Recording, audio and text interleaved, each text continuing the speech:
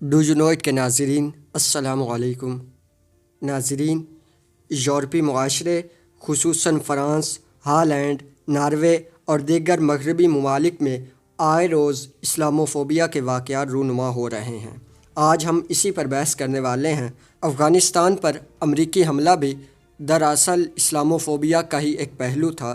افغانستان میں امریکی شکست سے یہ ثابت ہوا ہے کہ اب جدید ترین اسلحے اور میڈیا ٹیکنالوجی سے بھی ملکوں اور قوموں کو فتح نہیں کیا جا سکتا جب تک کہ ان کے اندر سے حقیقی اسلامی روح کو ختم نہ کر دیا جائے۔ 9/11 کے واقعہ کے بعد دنیا میں اور بالخصوص مغربی معاشرے میں اسلاموفوبیا کے رجحانات میں تیزی سے اضافہ ہوا ہے۔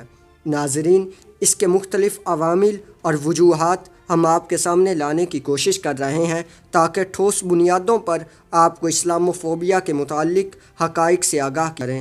ویڈیو میں آگے بڑھنے سے پہلے ہماری آپ سے یہی گزارش ہے کہ اگر آپ ہمارے چینل پر نئے ہیں تو چینل کو سبسکرائب کرنا نہ بھولیے گا اور ویڈیو کو لائک اور شیئر بھی کر دیجیے گا۔ ناظرین، دسمبر 1993 میں فرانس کے ایک رسالے لیمون ڈپلومیٹک میں ایک مضمون شائع ہوتا ہے جس میں یہ واضح الفاظ میں لکھا گیا تھا کہ اسلام کے خلاف جنگ اب صرف فوجی میدان میں نہیں ہوگی بلکہ ثقافتی اور تہذیبی میدان میں بھی مارکہ آرائی ہوگی۔ 2015 میں نئے سال کے آغاز میں ہی فرانس کے ایک متنازع مصنف مشل ہلیبیک نے ایک ناول شائع کیا تھا جس میں اس نے سن 2022 عیسوی کے فرانس کی ایک فرضی اور تخیلاتی خاکہ کشی کی تھی جو اس کے اسلام سے ڈر اور خوف کے آثار کی شاہد ہے۔ اس ناول کے مطابق 2022 عیسوی میں ایک مسلمان صدر اقتدار میں آ جاتا ہے اور فرانس کے تمام اسکولوں میں مذہبی تعلیم کو لازمی قرار دے دیتا ہے، ساتھ ہی خواتین کے کام کرنے پر پابندی عائد کر دیتا ہے اور فرانس میں 1 سے زائد شادیوں کی اجازت دے دی جاتی ہے۔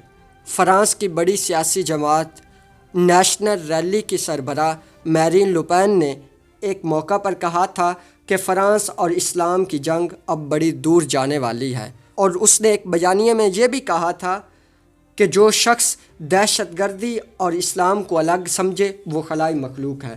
ناظرین، 9/11 کے بعد بطور خاص امریکی اور یورپی ممالک میں مسلمانوں کے خلاف نفرت انگیز مہم چلائی گئی۔ امریکہ اور یورپ کے شہریوں کو باور کروایا گیا کہ تمام مسلمان دہشت گرد اور انتہا پسند ہیں۔ اسامہ بن لادن اور ان کے ساتھیوں کی مسلم شناخت پر بھرپور پراپوگنڈا کیا گیا اور امریکی اور یورپی باشندوں کے ذہن میں یہ بات ڈال دی گئی کہ مسلمان دہشت گرد ہیں۔ یہ دہشت گرد امریکہ اور مغرب کی تہذیب، آزادی اور معاشرے کے لیے خطرہ بن سکتے ہیں۔ ان کے ذہنوں میں اسلام اور مسلمانوں کے خلاف نفرت پیدا کی گئی، ان کی ذہن سازی کی گئی اور اس کے لیے باقاعدہ ایک جال ترتیب دیا گیا۔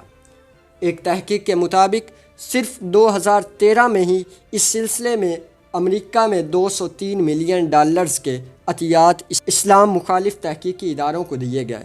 یہ ادارے اپنی ساکھ بڑھانے کے لیے عموماً تعلیمی اداروں کے اساتذہ اور لکھاریوں کی خدمات حاصل کرتے ہیں۔